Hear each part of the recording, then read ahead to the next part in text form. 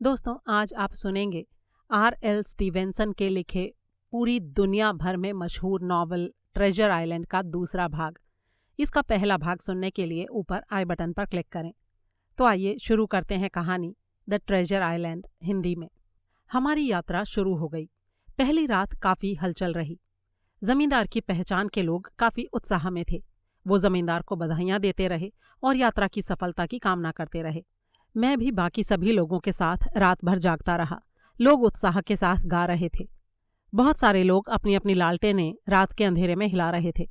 मुझे ये सब अजीब लग रहा था, लेकिन साथ ही दिलचस्प भी। लंबू चांदीराम अपनी बैसाखी के सहारे बड़े उत्साह से इधर उधर टहल रहा था। फिर वो गाने लगा। मुर्दे की तिजोरी, उस पर 15 की सवारी, और बोतल एक रम की, छट गई घटा गम की, हो। बहुत सारी आवाज़ें उस गाने को दोहराने लगीं। एकाएक मेरी यादों में कप्तान और उसका पुराना गाना घूम गया। वो भी तो इसी तरह गाया करता था। मुझे लगा कि वो कप्तान भी ये गाना गा रहा है। इसी तरह पता नहीं कब धीरे धीरे मुझे नींद आ गई। जहाज़ काफ़ी बढ़िया था। उसके चालक भी अपने हुनर के उस्ताद थे। कप्तान सोमनाथ पूरी तरह से चौकन्ना था। सब कुछ ठीक ठाक चल रहा था, लेकिन कुछ ही देर बाद गड़बड़ी शुरू हो गई। सबसे ज्यादा गड़बड़ी कर रहा था अमर सिंह। कप्तान सोमनाथ को उस पर शुरू से ही संदेह था, लेकिन अमर सिंह ने तो हद ही कर दी थी। वो पूरी तरह से शराब के नशे में धुत था। शराब के नशे के कारण उसका पूरा चेहरा लाल हो गया था और वो उल जलूल बातें कर रहा था। रह रहकर लड़खड़ा जाता। कई बार वो चलते चलते गिर पड़ता। गिरने से उसके शरीर पर चोटों के निशान भी उभर आए थे। हमें ये पता नहीं लग पा रहा था कि उसे शराब मिलती कहाँ से है। हम उसके ऊपर पूरी नज़र रखते, लेकिन कोई भी इस बात को पकड़ नहीं पा रहा था कि वो शराब लाता कहाँ से था। उसने पूरे जहाज़ का माहौल खराब कर दिया था। दूसरे लोगों पर भी इसका असर पड़ रहा था। वो अचानक गायब हो जाता और फिर बहुत देर तक नज़र नहीं आता। कैप्टन सोमनाथ उससे सख्त नाराज़ था। एक बार तो तंग आकर कैप्टन ने कह दिया कि इस बार अगर अमर सिंह शराब पिए तो उसे जंजीरों से बांध दो। जमींदार जो थे वो समुद्री यात्रा के अच्छे जानकार निकले। वो खुद खड़े होकर बीच बीच में बताते कि मौसम अब कैसे तेवर बदलेगा और हवा का रुख कैसा रहेगा। लंबू चांदीराम अपने कुछ खास लोगों को साथ लेकर एक अलग ही खिचड़ी पका रहा था। वो पिंजरे में बंद करके एक तोते को अपने साथ ले आया था। तोते को वो कैप्टन कहकर पुकारता था। कैप्टन सोमनाथ और जमींदार दोनों में अभी तक अनबन बनी हुई थी। दोनों एक दूसरे से कतरा रहे थे, लेकिन कैप्टन अपने काम में पूरी तरह से तल्लीनता के साथ जुटा हुआ था। अमर सिंह के अलावा बाकी सब कुछ ठीक ठाक चल रहा था। जहाज़ अच्छी गति से आगे बढ़ रहा था। द्वीपों का समूह सामने नजर आने लगा था। कैप्टन ने हमें बताया कि अगर हवा अनुकूल रही तो हम आज रात को या ज़्यादा से ज़्यादा कल दोपहर तक खजाने वाले द्वीपों तक पहुंच जाएंगे। जहाज़ पर सवार सभी लोगों में उत्साह भरा हुआ था। हमें लग रहा था कि अब हम अपनी मंजिल के बहुत करीब पहुंच गए हैं। सूरज ढल चुका था और मेरा आज के दिन का काम पूरा हो चुका था। मैं अपने केबिन की तरफ जा रहा था। तभी मुझे ख्याल आया कि जहाज़ के डेक पर सेबों से भरी जो पेटी रखी है उसमें से 1-2 सेब ले आऊं। मैं उस तरफ वापस पलटकर जाने लगा। डेक पर अंधेरा हो चुका था। निगरानी के लिए वहां तैनात आदमी मुंह से सीटी बजा रहा था।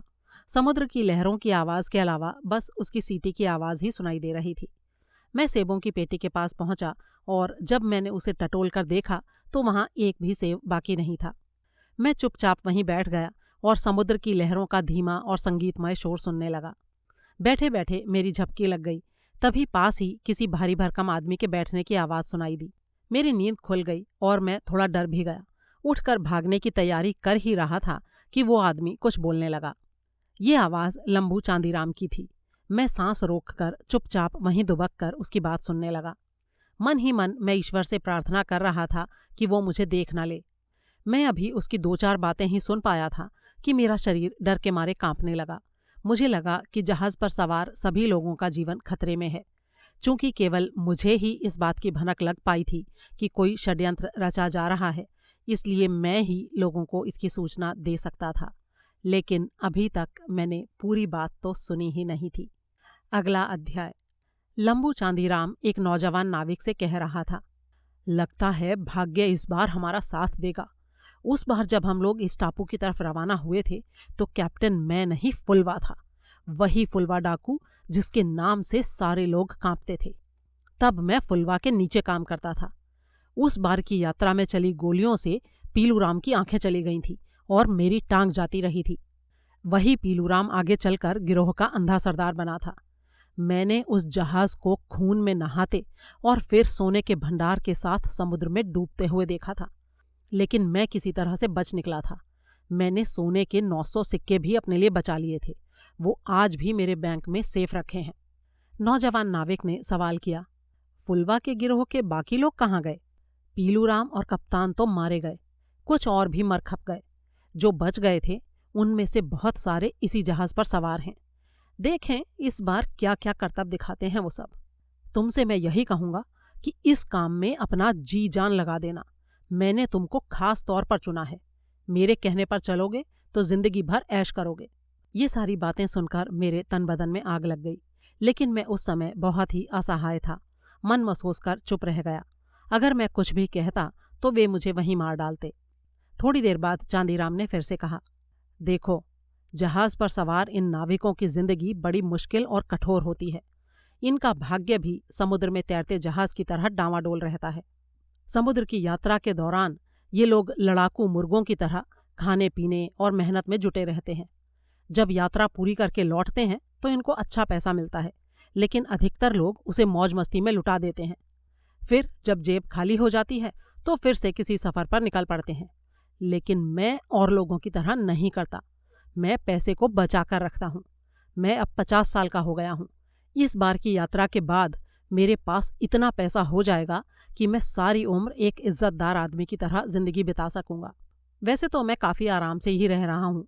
मैं अच्छा खाना खाता हूँ, अच्छे कपड़े पहनता हूँ और नरम बिस्तर पर सोता हूँ।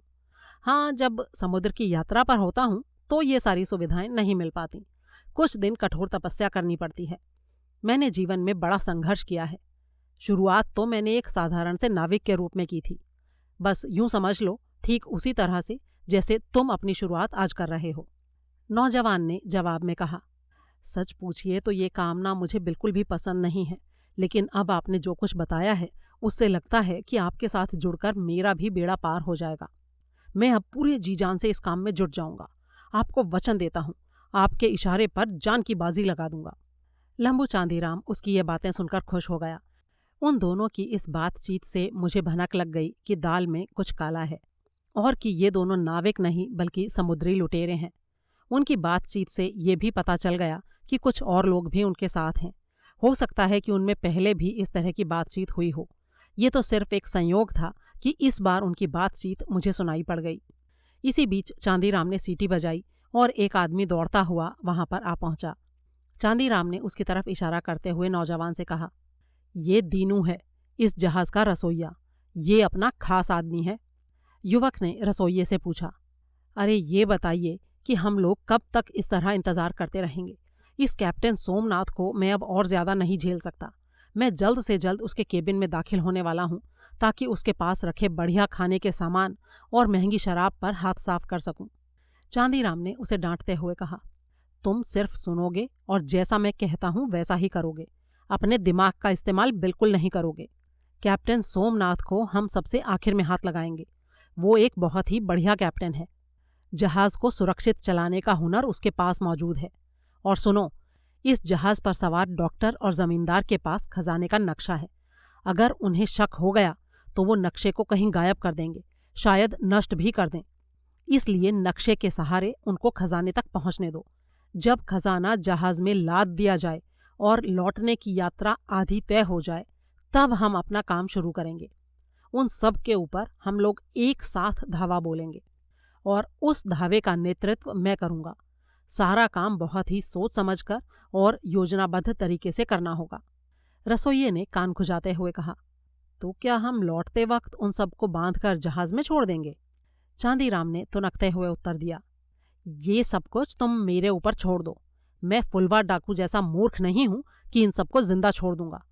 किसी को भी मैं जिंदा नहीं छोड़ने वाला। सबको मौत के घाट उतार दूंगा। लेकिन कब और कैसे, ये सब सही वक्त आने पर बताऊंगा।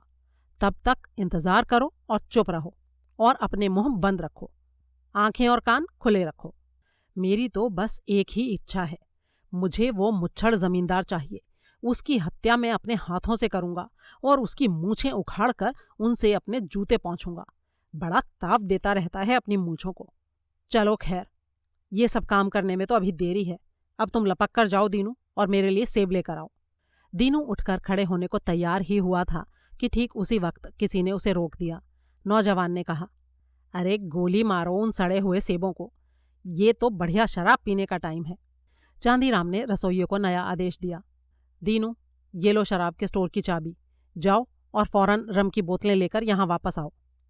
मेरे मन में उसी वक्त यह ख्याल आया कि जहाज में जो भी लोग शराब पीकर झूमते नजर आते हैं, उनको शराब चांदीराम के इस गुप्त स्टोर से ही मिलती है। मेरे सामने शराब के नशे में धुत अमर सिंह का चेहरा घूम गया। अब मुझे विश्वास हो गया कि चांदीराम ही उसे शराब पिला पिलाकर बर्बाद कर रहा है। दीनू शराब लाने के लिए चला गया था। कुछ देर की चुप्पी के बाद नौजवान ने चांदीराम के कान के पास अपना मुंह ले जाकर कुछ कहा। मैं उसकी बात पूरी तरह तो नहीं सुन पाया, लेकिन 2-4 शब्द जरूर मेरे कानों में पड़े। उनसे मुझे लगा कि जहाज पर ऐसे लोग भी हैं जो चांदीराम के साथ नहीं मिले हुए हैं। चांदीराम को उनके ऊपर जरा भी भरोसा नहीं है। मुझे ये जानकर अच्छा लगा कि इस अभागे जहाज पर कुछ अच्छे और ईमानदार लोग भी हैं। दीनू शराब की 3 बोतलें साथ लेकर लौट आया। सब लोग मिलकर शराब के घूंट पर घूंट अपने गले के नीचे उतारने लगे। पहला जाम उन्होंने अपने भाग्य के नाम भरा, दूसरा फुलवा डाकू के नाम, तीसरा अंधे सरदार के नाम और आखिर में नए सरदार लंबू चांदीराम के नाम। इधर शराब का दौर चल ही रहा था कि अचानक आकाश में रोशनी फैल गई। बादलों की ओट से निकले चंद्रमा की चांदी जैसी किरणें चमक उठीं और ठीक उसी समय जहाज पर बहुत सारे लोग एक साथ चिल्लाए, लो आ गया टापू। अगला अध्याय। जहाज के डेक पर भारी हलचल शुरू हो गई। लोग अपने कैबिनों से बाहर निकलकर सामने की तरफ दौड़ रहे थे। कुछ लोगों का झुंड मेरे पास से गुजरा और मैं लपक कर उनके साथ शामिल होकर खुले डेक पर आ गया। चंद्रमा की रोशनी में सब कुछ साफ दिखाई दे रहा था। दक्षिण पश्चिम की तरफ 2 पहाड़ियां दिख रही थीं। उनके पीछे तीसरी पहाड़ी का शिखर कोहरे में ढका हुआ थोड़ा थोड़ा नजर आ रहा था। मुझे लगा मैं ये सब कुछ एक सपने में देख रहा हूँ। चांदीराम की जो बात मैंने सुनी थी उससे मैं अभी तक काफ़ी डरा हुआ था। इसी बीच मुझे कैप्टन की आवाज़ सुनाई दी। वो लोगों को आदेश दे रहा था। हमारा जहाज राजहंस धीरे धीरे द्वीपों के पूर्वी हिस्से की तरफ बढ़ रहा था। कैप्टन सोमनाथ की आवाज़ एक बार फिर से सुनाई दी, क्या आप लोगों में से किसी ने पहले इस जगह को देखा है? चांदीराम ने जवाब दिया, जी, मैं इसे पहले देख चुका हूँ। मैं एक जहाज़ में इस तरफ आया था और हमारा जहाज़ यहाँ से गुजरा था। कैप्टन ने उससे पूछा, मेरे ख्याल से इसके दक्षिणी हिस्से में लंगर डालना ठीक रहेगा। तुम्हारी क्या राय है? हाँ, ठीक रहेगा सर। उस हिस्से को पिंजर टापू कहते हैं। किसी समय वो समुद्री डाकुओं का विशेष अड्डा हुआ करता था। हमारे पास जहाज़ में एक ऐसा आदमी था जिसे यहाँ के हर हिस्से के नाम मालूम थे। उत्तर की तरफ जो वो पहाड़ी है उसका नाम है अग्रमुखी। वहाँ एक के बाद एक 3 पहाड़ियाँ हैं। जो सबसे बड़ी और मुख्य पहाड़ी है वो उनके बीचों बीच है और इस वक्त वो कोहरे में ढकी हुई है। समुद्री डाकू उसे दूरबीन के नाम से पुकारते हैं। यहाँ चढ़कर वो मौसम के तेवर देखा करते थे। कैप्टन ने एक बड़ा सा कागज़ चांदीराम की तरफ बढ़ाते हुए कहा, मेरे पास एक चार्ट है, ज़रा देखो, क्या इससे उस जगह के बारे में कुछ पता चल सकता है? चार्ट को लेते हुए चांदीराम की आंखों में एक चमक पैदा हुई, लेकिन कुछ देर चार्ट को गौर से देखने के बाद वो चमक गायब हो गई। जैसे ही उसे ये आभास हुआ कि ये चार्ट टापू में छिपे खजाने का नक्शा नहीं है, उसे भारी निराशा हुई। ये एक तरह से उस नक्शे की नकल ज़रूर थी, लेकिन ये वो नक्शा नहीं था जो हमें बिल्लू की तिजोरी से मिला था।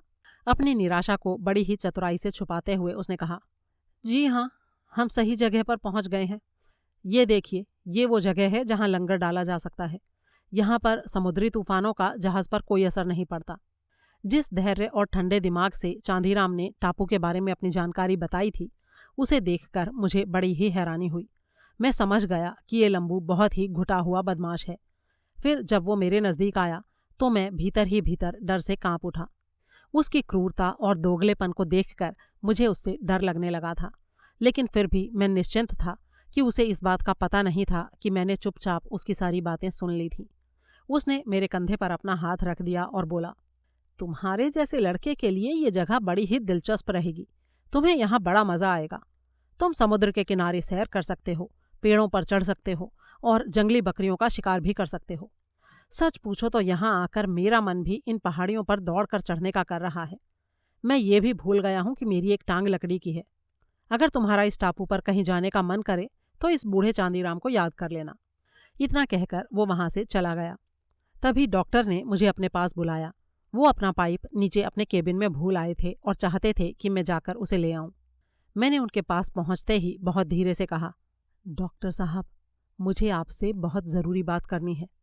कैप्टन और ज़मींदार को केबिन में भेज दीजिए और फिर मुझे किसी बहाने से वहीं अपने पास बुला लीजिए। एक बहुत ही खतरनाक खबर है। पल भर के लिए डॉक्टर के चेहरे की रंगत बदल गई, लेकिन अगले ही पल उन्होंने अपने आप को संभाल लिया। उन्होंने ऐसा भाव दर्शाया जैसे कि उन्होंने कुछ पूछने के लिए मुझे अपने पास बुलाया था। फिर मुझे संबोधित करते हुए कहने लगे, थैंक यू जिम, मैं बस इतना ही जानना चाहता था। कैप्टन सोमनाथ ने अपना सिर पीछे की तरफ घुमाया और पास ही डेक पर खड़े लोगों से आदेश के स्वर में कहने लगे, नौजवानों, जिस टापू की तलाश में हम लोग निकले थे, हमारा जहाज उसके पास पहुंच गया है। जमींदार साहब को मैंने बताया है कि जहाज पर तैनात हर आदमी बड़ी ईमानदारी के साथ अपना काम करता है। वो आप सबसे बहुत ही खुश हैं। आपकी इस कामयाबी पर हम सब जश्न मनाएंगे। आपकी सफलता की कामना करने के लिए हम लोग नीचे केबिन में जा रहे हैं। इस बीच आप सबके लिए हम यहाँ शराब भिजवा रहे हैं ताकि आप भी जश्न मना सकें। चलिए, इस सफलता पर हो जाए जोरदार जय घोष। कैप्टन की बात समाप्त होते ही सबने जोरदार आवाज में कहा, जय हिंद। इसके बाद लंबू चांदीराम ने कहा, अब एक नारा अपने कैप्टन सोमनाथ की जय जयकार का। पूरे जोश के साथ आप सब बोलिए, कप्तान सोमनाथ जिंदाबाद। मुझे यकीन नहीं हो रहा था कि इतने उत्साह के साथ कप्तान सोमनाथ जिंदाबाद का नारा लगा रहे लोगों में ऐसे लोग भी हैं जो अंदर ही अंदर कैप्टन के साथ ही हम सबकी हत्या का षड्यंत्र भी रच चुके हैं। जब मैं केबिन में पहुंचा तो मैंने डॉक्टर साहब को उत्सुकता से अपनी प्रतीक्षा करते पाया। जमींदार ने मुझसे पूछा, बोलो जिम, तुम क्या बताना चाहते थे? मैंने जल्दी जल्दी वो सारा कुछ उन्हें बता दिया जो मैंने जहाज पर चांदीराम और उसके साथियों के मुंह से सुना था। तीनों बड़े ही ध्यान से मेरी बातों को सुनते रहे। किसी ने भी एक पल के लिए भी मुझे नहीं टोका।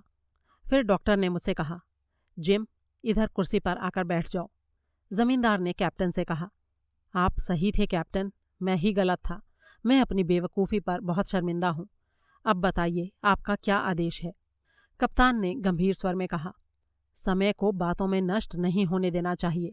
मेरे दिमाग में कुछ बातें हैं, अगर जमींदार साहब की इजाज़त हो तो कहूँ? जी हाँ, आप कप्तान हैं, अब आपका ही हुक्म चलेगा। मैं अपनी गलती समझ गया हूँ, आप जो भी कहना चाहते हैं कहिए, जमींदार ने कहा। कप्तान ने अपनी बात शुरू की। पहला मुद्दा तो ये है कि हमें अपनी कार्रवाई आगे जारी रखनी चाहिए, क्योंकि अब हम वापस लौट नहीं सकते। दूसरी बात यह है कि खजाना मिलने तक हमारे पास वक्त है। तीसरी बात ये कि जहाज पर हमारे विश्वास पात्र कुछ लोग भी हैं। ये तो तय है कि देर सवेर टकराव तो होगा ही। हम अब सिर्फ इतना कर सकते हैं कि सही मौके की ताक में रहें और जैसे ही हमें मौका मिले तो हम दुश्मनों पर पूरी तैयारी से टूट पड़ें।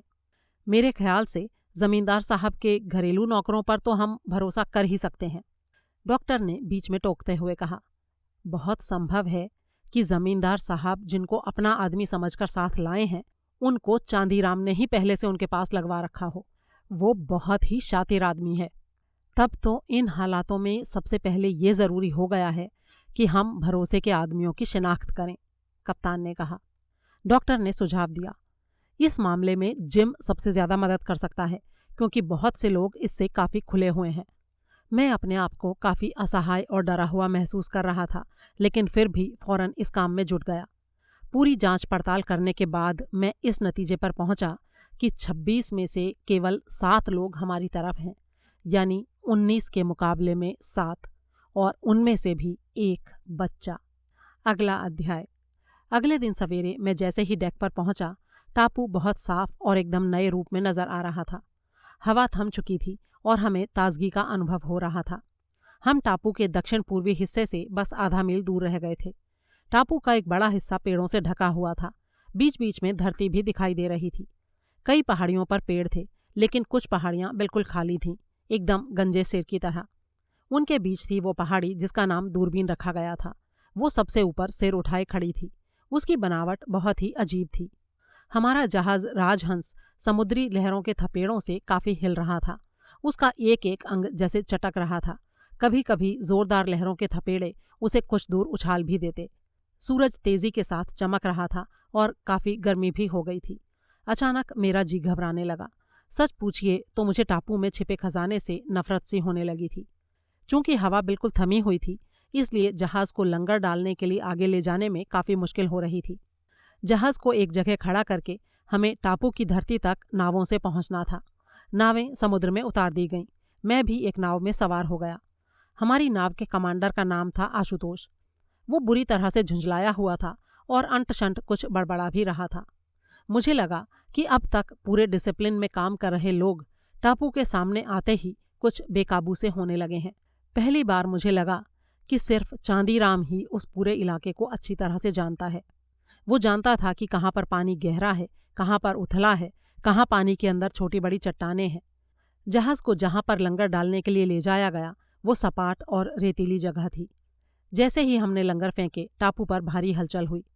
चिड़ियों के झुंड फड़फड़ाकर उड़ने लगे और चिल्लाते हुए वे पेड़ों के ऊपर चक्कर काटने लगे। लेकिन एक ही मिनट के अंदर सारी चिड़ियां फिर अपने अपने ठिकानों पर जाकर बैठ गईं और चारों तरफ शांति छा गई। किनारे का हिस्सा भी घने पेड़ों से ढका हुआ था। जमीन सपाट थी। 2 नन्ही नदियां वहां समुद्री पानी में गिर रही थीं। जहाज के ऊपर से देखने पर कहीं नहीं लगता था कि यहाँ कोई आबादी होगी। कहीं कोई मकान या झोंपड़ी नजर नहीं आ रही थी। जहाज को जहां लाकर खड़ा किया गया था वहां का पानी ठहरा हुआ था। उसमें गिरकर सड़े पत्तों और पेड़ों की शाखाओं से बदबू उठ रही थी। डॉक्टर सारे वातावरण को इस तरह सूंघ रहे थे जैसे कोई सड़े हुए अंडे को सूंघता है। फिर उन्होंने कहा, मैं ये तो नहीं बता सकता कि यहाँ कोई खजाना है या नहीं, लेकिन इतना पूरे भरोसे के साथ ज़रूर कह सकता हूँ कि अगर यहाँ पर कोई आबादी है तो वो बुखार से ग्रस्त होगी। टापू के किनारे उतरते ही लोग अलग अलग झुंड बनाकर बैठ गए। कई लोगों के चेहरों से दुष्टता टपक रही थी। उनकी आंखों से षड्यंत्र झांकने लगा था। लंबू चांदीराम एक एक करके सभी झुंडों से अलग अलग मिल रहा था और उनसे गुपचुप बातें कर रहा था। वो हर एक से मुस्कुराकर बातें करता था। हम लोगों ने केबिन के अंदर पहुंचकर सारे हालातों पर गौर किया। कैप्टन ने कहा, मामला काफ़ी बिगड़ गया है। किसी से कुछ भी कहो तो वो लड़ने को तैयार हो जाता है। लगता है अब तो सिर्फ एक ही आदमी पर भरोसा करना पड़ेगा। किस पर? जमींदार ने पूछा। लंबू चांदीराम पर। अब यही एक रास्ता रह गया है। लोग मेरी बात सुन ही नहीं रहे हैं। इस हालत में अगर मैं उनको कोई आदेश देता हूं तो वो उस पर अमल करेंगे ही नहीं। फिर अगर मैं पलट कर सख्ती के साथ कुछ कहूँगा तो वो हथियार उठा लेंगे। अगर मैं चुप रह जाता हूँ और उनसे कुछ नहीं कहता तो चांदीराम को ये लग सकता है कि हमें उनके षड्यंत्र के बारे में पता चल गया है। इसलिए हमें ये करना चाहिए कि ऊपर से तो चांदीराम को अपने विश्वास में लेकर चलें और अंदर ही अंदर सतर्क रहें। हम चांदीराम से कहेंगे कि वो लोगों को साथ लेकर टापू पर आज की दोपहर सैर सपाटा करें। अगर वे सब लोग चले जाते हैं तो हम लोग जहाज की निगरानी करेंगे। मुझे पूरा यकीन है कि चांदीराम जिन लोगों को साथ लेकर जाएगा उन्हें वापस भी ले आएगा। वे सब उसके सामने मेमने की तरह दुबके रहते हैं। इसके बाद हम लोगों ने अपने बहुत ही विश्वास पात्र लोगों को अपने पास बुलाया। जमींदार के 3 घरेलू नौकरों हंसराज, जुगल और लालचंद को गोलियों से भरी हुई पिस्तौलें दे दी गईं। जब उनको लंबू चांदीराम की नीयत में आए खोट के बारे में बताया गया तो उनको ज्यादा हैरानी नहीं हुई, क्योंकि कुछ लोगों की हरकतों से उन्हें पहले ही ये शक हो गया था कि वे कोई गड़बड़ी जरूर करेंगे। उनको सब कुछ समझाने के बाद कप्तान डेक पर पहुंचा। फिर उसने कहा, जहाज के लंबे सफ़र से तुम सब ऊब गए होंगे नौजवानों। तुम में से जो भी चाहे नौकाएं ले जा सकता है और टापू तक जा सकता है और आज का दिन वहां घूम फिर कर अपना जी बहला सकता है। सूरज ढलने से आधा घंटा पहले मैं बंदूक से एक गोली दागूंगा। उसे सुनकर तुम सब वापस लौट आना। ये सुनकर सारे लोग खुशी से चिल्लाने लगे। उनकी चीखों की आवाज़ टापू से जाकर टकराई तो चिड़ियाँ फिर से फड़फड़ाकर उड़ने लगीं। उनकी खुशी का कारण शायद ये था कि अब वे सीधे खजाने तक पहुंचकर उसे पा जाएंगे। वो समुद्र के पानी में अपनी अपनी नौकाएं उतारने लगे। आदेश देने के फौरन बाद कप्तान डेक से हट गया ताकि चांदीराम अपनी योजना के अनुसार अपने लोगों को टापू पर ले जाए। मुझे भी लगा कि कप्तान ने तुरंत वहां से हट जाने का जो निर्णय लिया था वो पूरी तरह से सही था। ये बात दिन के उजाले की तरह साफ हो गई थी कि लंबू चांदीराम ही सही मायने में अब जहाज का कैप्टन बन चुका था और अधिकतर नाविक उसके साथ थे। हम लोगों के प्रति निष्ठावान लोग बहुत ही कम रह गए थे। अंत में बाहर टापू पर जाने वाले लोगों की एक पार्टी बन गई। तय ये हुआ कि 6 लोग जहाज पर रहेंगे। चांदीराम के नेतृत्व में 13 लोग जहाज से उतरने की तैयारी करने लगे। उसी समय मेरे मन में एक विचार आया और यही विचार आगे चलकर हम लोगों के जीवन की रक्षा में बड़ा ही उपयोगी सिद्ध हुआ। मैंने सोचा कि अगर चांदीराम ने 6 लोगों को जहाज पर छोड़ा है तो केबिन में हमारे जो लोग हैं उन्हें इन 6 लोगों को संभालने में कोई बड़ी दिक्कत नहीं आएगी, इसलिए मेरा उनके पास रहना बहुत ज़रूरी नहीं है। मैंने तय किया कि मुझे भी किनारे पर पहुंच जाना चाहिए। मैं चुपचाप सबसे पास वाली नौका में जाकर बैठ गया और करीब करीब उसी वक्त नौका आगे रवाना हो गई। बाकी लोगों ने तो मुझे नहीं देखा, लेकिन नौका के चालक की नज़र मेरे ऊपर पड़ गई और उसने कहा, अरे तुम भी आ गए जिम। खैर, अपने सिर को नीचे झुकाकर रखना। उस चालक की आवाज़ दूसरी नौका में बैठे चांदीराम ने सुन ली। वो एकदम से पलटा और उसने भी मुझे देख लिया। हमारी नौका एकदम हल्की थी, इसलिए बाकी नौकाओं से तेज चलती हुई किनारे के पास वो थोड़ा पहले पहुंच गई। पानी की सतह तक लटकी हुई एक पेड़ की शाखा को पकड़कर मैं किनारे पर कूद गया। कूदते ही मैं तेजी के साथ टापू पर फैले जंगल की ओर भागा। चांदीराम और उसके साथी अभी भी 100 मीटर पीछे ही थे। वो जोर से चिल्लाए, जिम रुको, ए जिम। लेकिन मैं नहीं रुका। सीधे दौड़ता हुआ मैं जंगल में घुस गया और जब तक मेरी टांगों ने जवाब नहीं दे दिया मैं दौड़ता ही रहा। अगला अध्याय। मैं उस अजनबी टापू के एक घने कुंज में पहुंच गया। लंबू चांदीराम को चकमा दे पाने की अपनी सफलता पर मैं काफ़ी खुश था। घने पेड़ों के कुंज से थोड़ा बाहर निकलकर मैं एक खुली जगह पर पहुंच गया। यहाँ से काफ़ी दूरी पर एक पहाड़ी नज़र आ रही थी। खुली धूप में पहाड़ी का शिखर चमक रहा था। मैं अपने साथियों को जहाज़ पर छोड़ आया था। टापू पर शायद कोई आबादी नहीं थी, सिर्फ कुछ पशु और पक्षी थे। मुझे अब बड़ा ही मज़ा आ रहा था। मैं मस्ती के साथ इधर उधर घूमता रहा। वहाँ काफ़ी जंगली पेड़ पौधे और फूल नज़र आ रहे थे। यहाँ वहाँ काफ़ी सांप भी मुझे दिखाई दिए। एक सांप अपना फन उठाकर मेरे ऊपर ज़ोर से फुफकारा। ये काफ़ी जहरीला सांप था। शायद ईश्वर ही मेरा रक्षक था, इसलिए मैं बच गया। उस जगह नीलगिरी के लंबे लंबे पेड़ों और बांसों के झुरमुटों की भरमार थी। कुछ दूरी पर फैले दलदल से भाप जैसी उठ रही थी। अचानक मुझे झाड़ियों में हलचल सी सुनाई दी। एक बत्तख कैं कैं करती हुई पंख फड़फड़ाकर ऊपर उड़ी। फिर एक एक करके काफ़ी सारी बत्तखें उड़ने लगीं। थोड़ी ही देर में बत्तखों का एक बादल सा शोर करता हुआ मेरे सिर के ऊपर मंडराने लगा। मुझे लगा कि कुछ लोग कहीं आसपास पहुंच गए हैं। मेरा अनुमान गलत नहीं था, क्योंकि जल्दी ही मुझे थोड़ी दूरी पर इंसानों के धीमे धीमे स्वर सुनाई देने लगे। ये स्वर मेरी तरफ ही बढ़ रहे थे। मैं थोड़ा डर गया और नीचे झुककर घुटनों के बल चलते हुए एक घनी झाड़ी में पहुंच गया। फिर वहां दुबक कर बैठ गया। 2 लोग मुझे आपस में बातचीत करते सुनाई दिए। एक आवाज़ को मैं तुरंत पहचान गया, जो लंबू चांदीराम की थी। बीच बीच में एक और आदमी की आवाज़ भी सुनाई दे रही थी, लेकिन ये मुझे समझ में नहीं आ रहा था कि वे लोग क्या बातें कर रहे थे। कुछ देर बाद लगा कि वो एक जगह बैठ गए हैं। उन्होंने शायद बोलना भी बंद कर दिया था। मैंने हिम्मत बटोरी और आगे सरकने लगा, इस उम्मीद में कि अगर किसी तरह मैं उनकी बातचीत सुन पाऊं तो मुझे उन लोगों की नई योजना की जानकारी भी मिल सकती है। बिना कोई आवाज़ किए पूरी सावधानी के साथ बहुत ही धीरे धीरे आगे सरकते हुए मैं एक ऐसी जगह पहुंच गया जहां घनी झाड़ियों के पत्ते थोड़े हटे हुए थे। यहाँ से मैं उन दोनों की बातें साफ साफ सुन सकता था। चांदीराम अपने साथ के आदमी से कह रहा था, देखो, ढेर सारा सोना मिलने वाला है, इसलिए अपने भविष्य के बारे में सोचो और मैं जैसा कहता हूँ वैसा ही करो। तुमने ज़रा भी चूं चपड़ की तो ये समझ लेना कि उसका नतीजा बहुत ही भयानक होगा। उसके साथ बैठे नाविक का चेहरा गुस्से से तमतमा उठा। उसने कहा, चांदीराम, तुम सोने चांदी की चमक पर अंधे हो सकते हो, लेकिन तुम मेरा ईमान नहीं खरीद सकते। मुझे नहीं पता था कि तुम इतने नीच और गिरे हुए आदमी हो। मैं तुम्हारी असलियत का भंडाफोड़ सबके सामने कर दूंगा। तभी दलदल की तरफ से एक भयानक चीख सुनाई दी।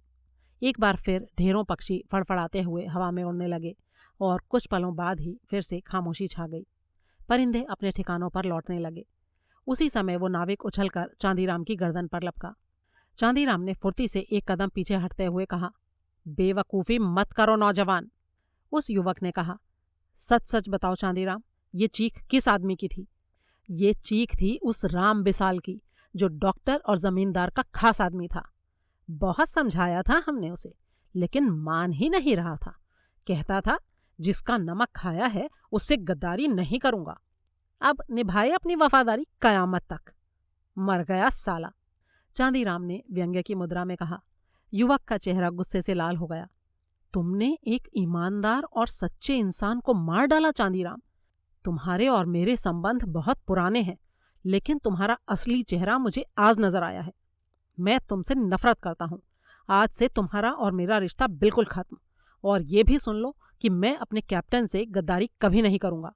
मैं जानता हूँ तुम बहुत ही दुष्ट हो, और ये भी जानता हूँ कि तुम मुझे भी मार सकते हो, लेकिन उसके बाद भी मैं कह रहा हूँ कि मैं तुम्हारा साथ नहीं दूंगा, चाहे तुम मुझे मार ही क्यों न डालो। इतना कहकर वो बहादुर नाविक मुड़कर समुद्र तट की तरफ बढ़ने लगा। चांदीराम ने अपने बगल में छुपा हुआ खंजर निकाला और निशाना साधकर उस युवक की ओर फेंक दिया। हवा में चमकता हुआ खंजर उस युवक की पीठ के बीचों बीच जाकर धंस गया। उसके हाथ एक पल के लिए हवा में उठे और दूसरे ही पल वो कटे पेड़ की तरह धरती पर गिर पड़ा। उसके मुंह से बस हल्की सी एक चीख ही निकल पाई थी। चांदीराम बंदर की तरह फुर्ती के साथ कूदकर उसकी पीठ पर चढ़ गया। उसने 2 बार और अपने चाकू के भरपूर वार उसके ऊपर किए। जब उसे यकीन हो गया कि वो मर चुका है, तो वो बड़े ही इत्मीनान से उसकी लाश पर से उठा। उसने अपना हैट उठाकर सिर पर रखा, अपनी बैसाखी को बाह के नीचे दबाया और आगे चल दिया। मेरा सर बुरी तरह से चक्कर खाने लगा था। मुझे लगा कि सारा ब्रह्मांड मेरे चारों तरफ घूम रहा हो। जो कुछ मैंने देखा था, मुझे उस पर यकीन नहीं हो रहा था। मेरी आंखों के सामने पलक झपकते एक निरपराध और निर्दोष आदमी का खून हो गया था। एक दूसरे आदमी के कत्ल की खबर मैंने अभी अभी सुनी थी। कुछ ही पलों के भीतर 2 ईमानदार आदमी मारे जा चुके थे और मैं कुछ नहीं कर सका था। चांदीराम ने अपनी जेब में हाथ डालकर एक सीटी निकाली और उसे एक खास अंदाज से बजाया। निश्चय ही ये उसके साथियों के लिए संकेत था। मैंने सोचा कि अब वहाँ एक पल भी रुकना ठीक नहीं होगा। मैं सरकता हुआ झाड़ियों से बाहर निकला और खुले मैदान में पहुंचते ही तेजी से दौड़ने लगा। मुझे नहीं पता मैं कब, किस तरह और किस तरफ बढ़ता चला गया।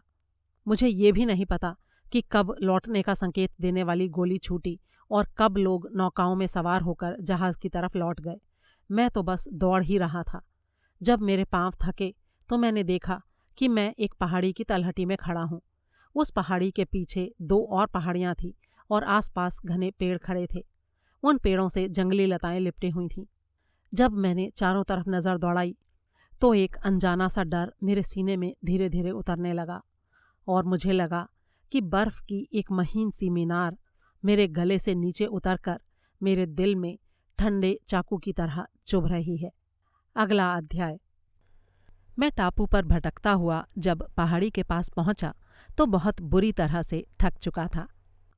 पहाड़ी के जिस हिस्से में मैं खड़ा था वहां सीधी चढ़ाई थी और वो घने पेड़ों और झाड़ियों से घिरा हुआ था। अचानक पहाड़ी से कुछ पत्थर नीचे लुढ़के, जो घने पत्तों और शाखाओं से टकराने के कारण धीरे धीरे नीचे की तरफ आने लगे।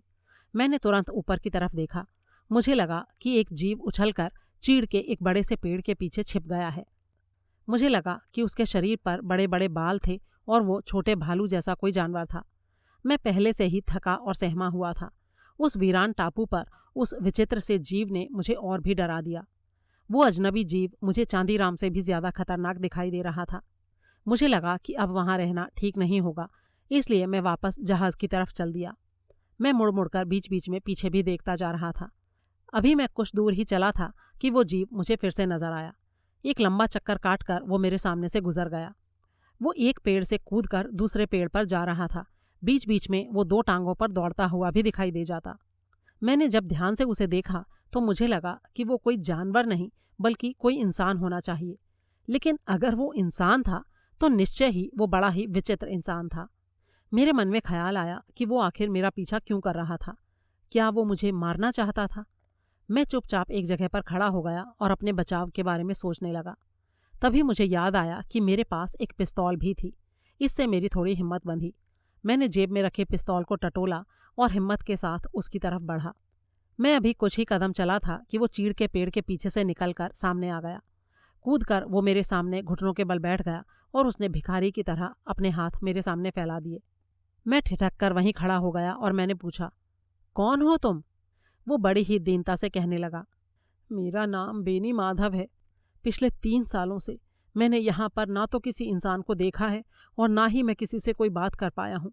अपनी बोली सुनने और उसमें किसी से बात करने के लिए मैं तरस रहा हूँ। उसे अपनी भाषा में बोलते हुए सुनना मेरे लिए बड़ा ही सुखद आश्चर्य था। उसके शरीर और चेहरे पर मैल जमी हुई थी, लेकिन फिर भी वो अच्छा लग रहा था। वो गोरे रंग का था, लेकिन धूप से तपकर उसका शरीर तांबे के रंग का हो गया था। होंठ काले पड़ गए थे और उसके शरीर पर कपड़ों के नाम पर बस कुछ चीथड़े लिपटे हुए थे। इनमें से कुछ चीथड़े किसी नाविक की पुरानी पोशाक के थे और कुछ जहाज की तालपत्री के टुकड़ों के। अपनी कमर में उसने चमड़े की एक बेल्ट बांध रखी थी। उसकी हालत देखकर मेरा मन पसीज गया। मैंने सहानुभूति से पूछा, क्या कहा तुमने? तुम 3 सालों से यहाँ पर हो? क्या तुम्हारा जहाज दुर्घटनाग्रस्त हो गया था?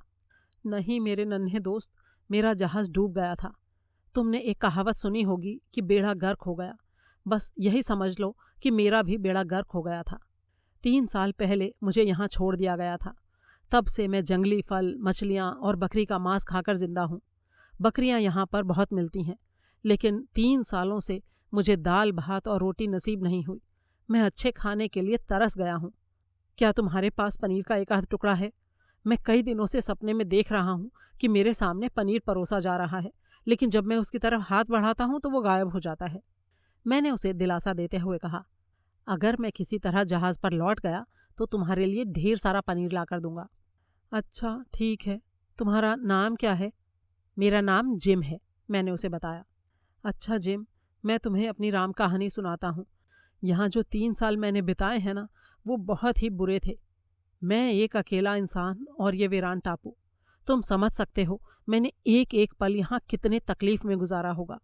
जब मैं तुम्हारी तरह बच्चा था ना, तो मेरा चाल चलन बड़ा ही अच्छा था, लेकिन मैं उन समुद्री डाकुओं की संगत में बिगड़ गया। लेकिन अब 3 सालों तक यहाँ अकेला रहने के बाद मैं पूरी तरह से बदल गया हूँ। मैं अब कभी समुद्री डाकू बनूंगा नहीं। मैं अब कभी समुद्री डाकू नहीं बनूंगा। और पता है जिम, मेरे पास ना अब बहुत सारा पैसा भी आ गया है। मैं तुम्हें एक बहुत बड़ा आदमी बना सकता हूँ। तुम पहले आदमी हो जो मुझे इन 3 सालों में आज यहाँ पर मिला है। मुझे लगा कि इस निर्जन द्वीप पर अकेले रहते रहते उस आदमी का दिमाग सटक गया है और इसीलिए वो मुझे धनवान और बड़ा आदमी बनाने की बातें कर रहा है। मैं ये सोच ही रहा था कि उसने झटके के साथ मेरा हाथ कसकर पकड़ लिया और बोला, जिम सच सच बताओ, ये जहाज फुलवा डाकू का तो नहीं है? मैं अब अच्छी तरह समझ गया कि यह आदमी बड़े ही काम का है और दोस्त बनाने लायक है। मैंने उससे कहा, नहीं, ये जहाज फुलवा का नहीं है। सच बात तो ये है कि फुलवा डाकू मर चुका है, लेकिन हाँ, फुलवा के गिरोह के कुछ लोग जहाज पर सवार जरूर हैं। वो लंगड़ा तो उनमें नहीं है? वो लंगड़ा यानी लंबू चांदी राम? हाँ, वो जहाज पर है, बल्कि अब तो वो जहाज का नेता भी बन गया है। उसके साथ उसका तोता भी है, जिसको वो कप्तान फुलवा के नाम से पुकारता है। ये बताने के साथ ही मैंने उसे अब तक की सारी कहानी सुना दी। वो बड़े ही ध्यान से मेरी बात सुनता रहा। फिर उसके चेहरे पर चिंता उभर आई और उसने कहा, तुम लोग बहुत भारी मुसीबत में फंस गए हो जिम, लेकिन चिंता मत करना, मैं तुम्हारी पूरी मदद करूँगा। क्या तुम्हारा ये ज़मींदार भला आदमी है? हाँ, हमारे ज़मींदार बहुत भले और बहादुर होने के साथ बहुत ही उदार भी हैं। अगर हमें खजाना मिल गया तो ज़मींदार साहब उसे सब लोगों में बराबर बराबर बांट देंगे। क्या वो मुझे अपने साथ देश वापस ले जाएंगे? हाँ हाँ, क्यों नहीं। वो बहुत ही भले आदमी हैं। हमें तुम्हारी मदद की ज़रूरत है। इस जहाज़ को हमें सही सलामत वापस लेकर जाना है, और तुम्हारी मदद इसलिए भी ज़रूरी है क्योंकि जहाज़ पर हमारे पाले में बहुत कम लोग हैं। मेरी बात सुनकर वो बड़ा ही खुश हुआ और बोला, मैं तुम्हें एक बात और बताता हूँ। जब फुलवा डाकू इस टापू पर खजाना लेकर आया था तो जहाज से एक नौका में 6 हट्टे कट्टे लोग उसके साथ टापू तक आए थे। जब वो खजाना छुपाने के बाद जहाज पर लौटा तो वो अकेला था। वो 6 लोग मारकर दफना दिए गए थे। उन 6 हट्टे कट्टे लोगों को उसने किस तरह से मारा ये कोई नहीं जानता। जब वो जहाज पर लौटा तो बिल्लू और चांदीराम दोनों ने उससे पूछा था कि खजाना कहाँ पर है। तो जवाब में उसने कहा था कि तुम लोगों को खजाना चाहिए तो टापू पर चले जाओ और उसे ढूंढते रहो। लेकिन किसी की हिम्मत ऐसा करने की नहीं हुई। उसके 3 साल बाद मैं एक दूसरे गिरोह के साथ एक जहाज में जब इस टापू के पास से गुजरा तो मैंने अपने साथियों को बताया कि फुलवा डाकू का खजाना यहीं कहीं छुपा कर रखा गया है। मैं और मेरे साथी इस टापू के किनारे उतर गए। लगातार 12 दिनों तक हम यहाँ का चप्पा चप्पा तलाशते रहे, लेकिन खजाना हमें नहीं मिला। इस बात से वो लोग इतना नाराज हो गए कि एक सुबह सारे के सारे जहाज की तरफ रवाना हो गए। उनमें से एक ने मेरी तरफ एक बंदूक और एक फावड़ा बढ़ाते हुए कहा, बेनी माधव, अब तुम यहाँ रहकर खजाना ढूंढते रहो, अकेले ही फुलवा के खजाने के मालिक बन जाना, हम तो जा रहे हैं। मैं उनकी मिन्नतें करता रहा, लेकिन वो निर्दयी बिल्कुल नहीं माने और मुझे अकेला छोड़कर चले गए। उसकी दर्द भरी ये कहानी सुनकर मेरा जी बड़ा ही खराब हुआ। मैंने उसका हौसला बढ़ाते हुए कहा, कोई बात नहीं, अब तुम्हारे कष्ट के दिन समाप्त होने वाले हैं। उसकी आंखों में आंसू छलछला आए। 3 साल मैंने यहाँ बिता दिए और एक वक्त भी अच्छा खाना नसीब नहीं हुआ। जहाज पर जाकर अपने जमींदार साहब को बताना कि बेनी माधव बड़ा ही अच्छा आदमी है, उसके ऊपर भरोसा किया जा सकता है। लेकिन मैं जहाज तक पहुंचूंगा कैसे? मैंने पूछा। तुम चिंता मत करो, मेरे पास एक छोटी सी नाव है, मैंने उसे वहां सफ़ेद चट्टान के पीछे छुपा कर रखा है। अगर और कोई साधन ना मिला तो हम उस नाव का इस्तेमाल कर सकते हैं। वो अभी अपनी बात पूरी भी नहीं कर पाया था कि अचानक पूरा द्वीप तोप के गोले की आवाज़ से गूंज उठा। सूरज डूबने में अभी 2 घंटों का समय बाकी था, इसलिए तोप से गोले का छूटना समझ में नहीं आ रहा था। मैंने बेनी माधव से कहा, लगता है उनमें लड़ाई शुरू हो गई है, आओ जल्दी करो और मेरे पीछे पीछे चलते रहो। सारी घबराहट भूलकर मैं तेजी से उस तरफ बढ़ा जहां जहाज का लंगर डाला गया था। वो भी बकरे की खाल ओढ़कर तेजी से मेरे बगल में दौड़ता रहा। भागते भागते वो बीच बीच में बोलता भी जा रहा था, जिम, अपने बाईं तरफ देखो, वहां पेड़ों के झुंड के नीचे मैंने पहली बकरी मारी थी, लेकिन अब मेरे डर के मारे बकरियां वहां आती ही नहीं। और उधर वो जो छोटी छोटी ढेरियां दिखाई दे रही हैं ना, उनमें वो लोग दफन हैं जो फुलवा डाकू के हाथों मारे गए थे। मैं कभी कभी यहाँ पर आता हूँ और उन अभागों की आत्माओं की शांति के लिए प्रार्थना करता हूँ। वो इसी तरह की बातें करता रहा और साथ ही हम दोनों भागते भी रहे। तोप के गोले की आवाज़ के बाद बंदूक की गोली की आवाज़ सुनाई दी।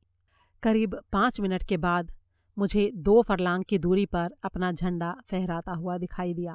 ये झंडा लकड़ी के एक ढेर पर फहरा रहा था। अगला अध्याय। लकड़ी के ढेर पर लहराता हुआ झंडा देखकर मैं हैरानी में डूबा था और उधर जहाज पर डॉक्टर एक नए संघर्ष में उलझे हुए थे। राजहंस से 2 नावें दोपहर करीब 1:30 बजे रवाना हुई थीं। उसके बाद डॉक्टर, जमींदार और कैप्टन जहाज के केबिन में बैठकर सारी स्थितियों पर विचार कर रहे थे। उन्हें मालूम था कि जहाज पर 6 लोग ऐसे हैं जो पूरी तरह से चांदीराम के आदमी हैं। वे तीनों चाहते थे कि किसी तरह उन 6 लोगों को ठिकाने लगाकर जहाज पर कब्जा कर लिया जाए और फिर उसे लेकर वापस लौट जाएं। लेकिन हवा एकदम सहमी हुई थी, इसलिए जहाज को चला पाना करीब करीब असंभव था। दूसरी मुसीबत ये आ पड़ी थी कि जिम भी दूसरे लोगों के साथ टापू पर चला गया था। उसे वहां छोड़कर जाना उनके लिए संभव नहीं था। जिम की नीयत के बारे में तो किसी को संदेह नहीं था, लेकिन उसकी सुरक्षा को लेकर तीनों बहुत चिंतित थे। यही सब सोचते हुए वो जहाज के डेक पर चले गए। चांदीराम के 6 बदमाश साथी एक साथ एक कोने में बैठे थे। उनकी नज़र टापू के किनारे बंधी 2 नावों पर पड़ी। दोनों में एक एक आदमी बैठा हुआ था। उनमें से एक सीटी बजाकर कोई धुन निकाल रहा था। उनकी समझ में नहीं आ रहा था कि ऐसे में क्या किया जाए। कैप्टन सोमनाथ ने सुझाव दिया कि डॉक्टर और हंसराज एक नाव में बैठकर आसपास घूम आए ताकि हालात का जायजा लिया जा सके। डॉक्टर और हंसराज दोनों तैयार हो गए और नाव में बैठकर टापू की तरफ बढ़ गए। 2 नौकाओं में बैठे हुए दोनों समुद्री डाकू ये देखकर चौंक गए। दोनों ने करीब 1 मिनट तक आपस में कुछ बातचीत की, लेकिन शायद उनको ये आदेश मिला हुआ था कि चांदीराम के लौटने तक वो अपनी जगह से हिले नहीं, इसलिए उन्होंने कुछ नहीं कहा। एक डाकू फिर से सीटी बजाने लगा। चूंकि कुछ ही दूरी पर टापू में सीधा घुमाव था, इसलिए जल्दी ही दोनों नौकाएं नज़रों से ओझल हो गईं। डॉक्टर नौका से कूद गए। उन्होंने अपने टोप के नीचे एक बड़ा रेशमी रुमाल रखा हुआ था और कमर में गोलियों से भरी पिस्तौलें बांध रखी थीं। डॉक्टर टापू पर अभी करीब 100 गज ही चले होंगे कि सामने लकड़ी की बल्लियों से बना एक किला जैसा नजर आया। डॉक्टर को याद आया कि टापू के नक्शे में लकड़ियों के इस किले का उल्लेख था। उसके पास ही एक पहाड़ी थी जिसमें से साफ पानी का एक छोटा सा झरना बह रहा था। इस पहाड़ी के निकट झरने से लगभग सटे हुए लकड़ी के उस किले में करीब 3 दर्जन लोग समा सकते थे। उस किले में हर तरफ बंदूकों की नलियों के लिए छेद भी बने हुए थे। कुल मिलाकर उस टापू पर लकड़ी का वो किला काफी सुरक्षित जगह थी। उस किले के भीतर दाखिल हो जाने का मतलब था कि उसके बाहर रहकर लड़ने वालों पर भारी पड़ना। यदि इस किले के भीतर अच्छी मात्रा में खाने का सामान और गोली बारूद भर लिया जाए तो फिर दुश्मनों का डटकर मुकाबला किया जा सकता था। किले के चारों तरफ 6 फुट ऊंचा परकोटा बना हुआ था। डॉक्टर लकड़ी के उस छोटे से किले को देखकर चुपचाप खड़े कुछ सोच रहे थे। रह रहकर उनका ध्यान जिम की तरफ चला जाता था। पता नहीं कहाँ होगा जिम। उसी समय टापू पर एक आदमी की दर्दनाक चीख सुनाई दी। ये चीख किसी दम तोड़ते हुए इंसान की थी। डॉक्टर के दिल की धड़कनें तेज हो गईं। वो सोचने लगे, कहीं ये चीख जिम की तो नहीं, कहीं उन लोगों ने जिम को मार तो नहीं डाला। डॉक्टर को लगा कि अब जो भी करना है तुरंत करना चाहिए। वो तुरंत टापू के किनारे की तरफ पलटे और नौका में बैठकर वापस लौट पड़े। हंसराज तेजी के साथ चप्पू चलाता हुआ कुछ मिनटों में ही नौका को जहाज तक ले आया। जहाज पर पहुंचकर डॉक्टर ने देखा कि उनके साथी एकदम घबराए हुए थे। टापू पर दम तोड़ते आदमी की आवाज़ उन्होंने भी सुन ली थी। डर के मारे जमींदार का चेहरा पीला पड़ गया था। वो बड़े ही दुखी मन से चुपचाप बैठे थे और अपनी भूल पर सिर धुन रहे थे। वो अपने आप को धिक्कार रहे थे कि वो चांदीराम और उसके साथियों को जहाज पर साथ लेकर क्यों आए। अपने साथियों पर आई मुसीबत के लिए वो अपने आप को ही दोषी मान रहे थे।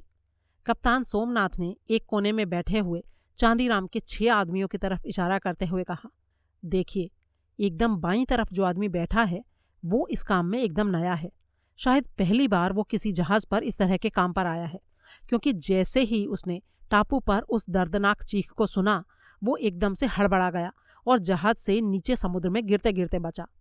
मेरे ख्याल से अगर हम उससे बात करें तो शायद वो हम लोगों के साथ आ सकता है।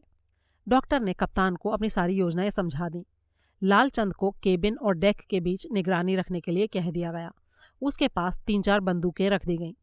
हंसराज जहाज के पिछवाड़े की तरफ एक नौका ले आया। जुगल और डॉक्टर नाव में बंदूकें, गोली बारूद, बिस्कुटों के टीन, सूखे मेवे, सूखा गोश्त, दवाइयाँ और शराब की बोतलें रखने लगे। इस दौरान कप्तान और जमींदार जहाज के डेक पर खड़े रहे।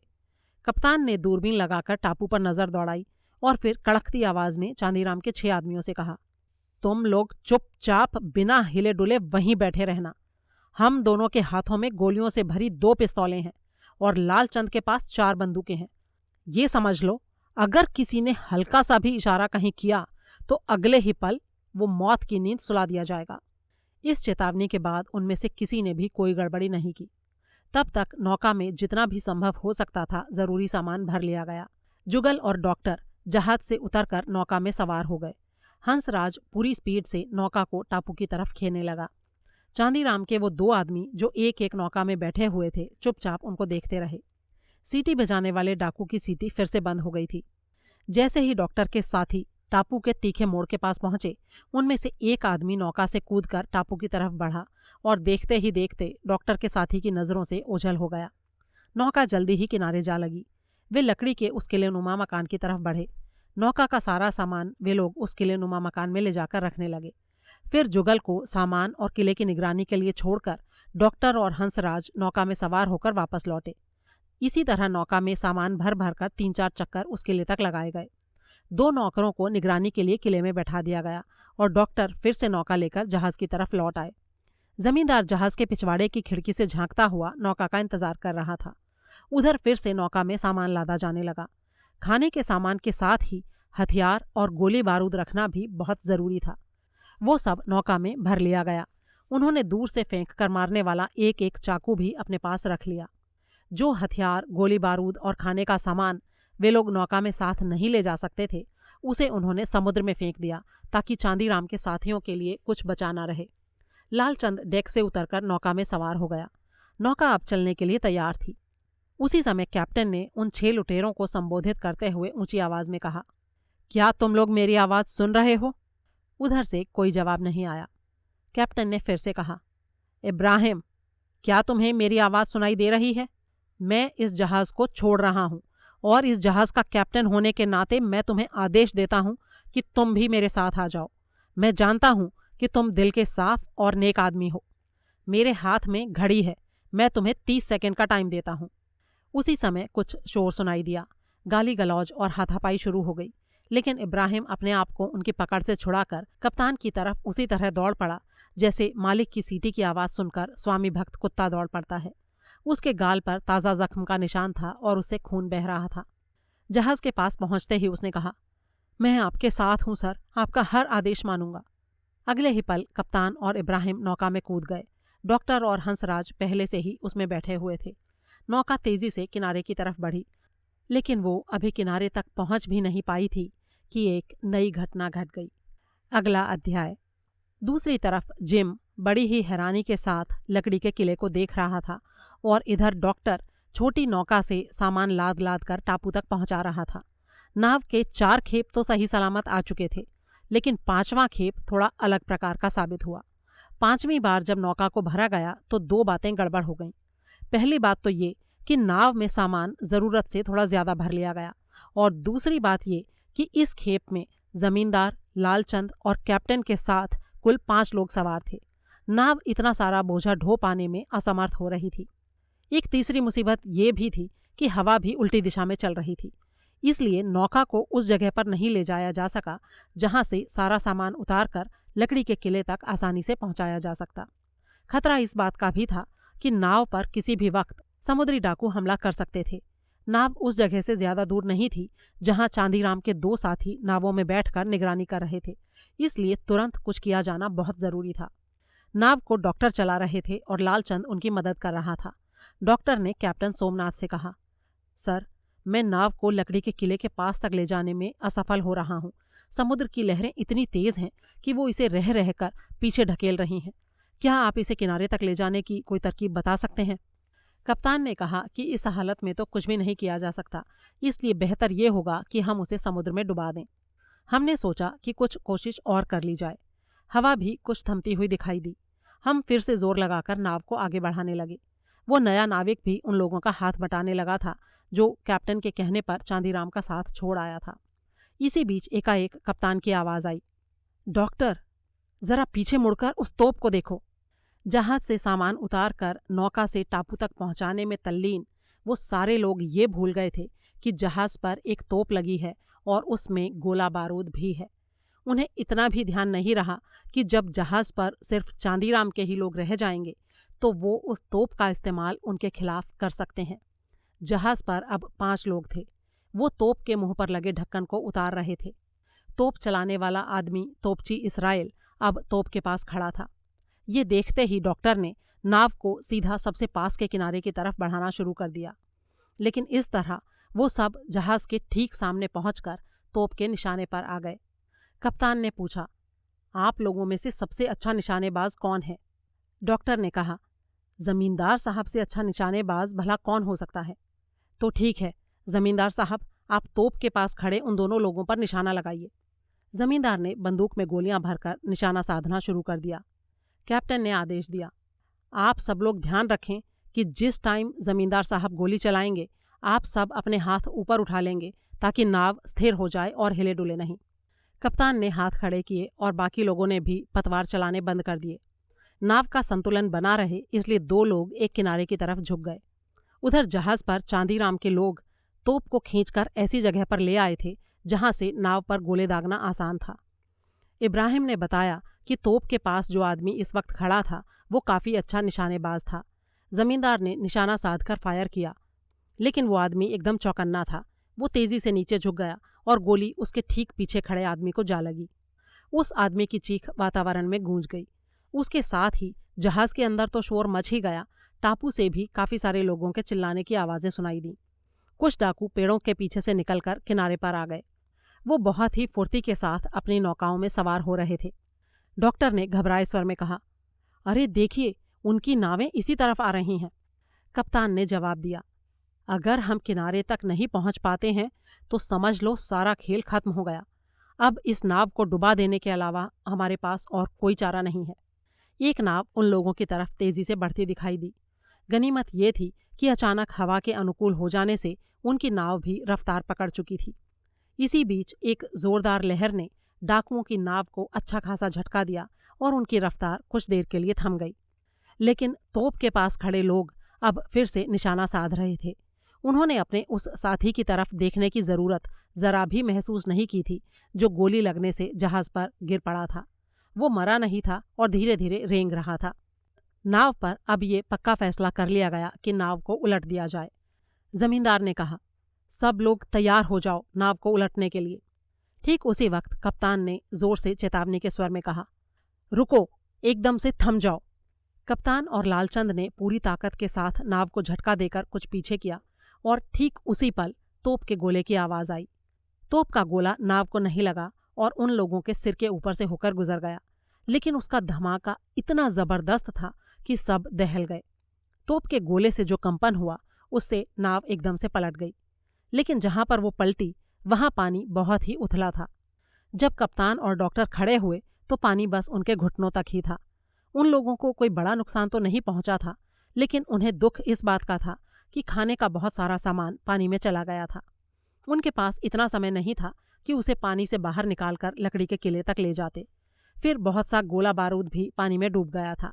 उनके पास जो 5 बंदूकें थीं उनमें से केवल 2 ही सूखी रह गई थीं, बाकी की 3 पूरी तरह से गीली हो गई थीं। इसलिए फिलहाल उनका उपयोग नहीं किया जा सकता था। अब टापू के किनारे पर बहुत सारे लोगों की आवाज़ें सुनाई देने लगी थीं। डॉक्टर, जमींदार और उनके साथी दिल से तो चाहते थे कि कम से कम खाने के सामान को उथले पानी से निकाल लें, लेकिन खतरे को भांपते हुए वे उसे छोड़कर जल्दी जल्दी लकड़ी के किले की तरफ दौड़े। इधर वे लोग किले की तरफ जा रहे थे और दूसरी तरफ उनसे दूर भटकता हुआ जिम ये सोच रहा था कि तोप के गोले की आवाज़ का क्या मतलब था। इससे आगे की कहानी के लिए सुने ट्रेजर आइलैंड का 3रा भाग।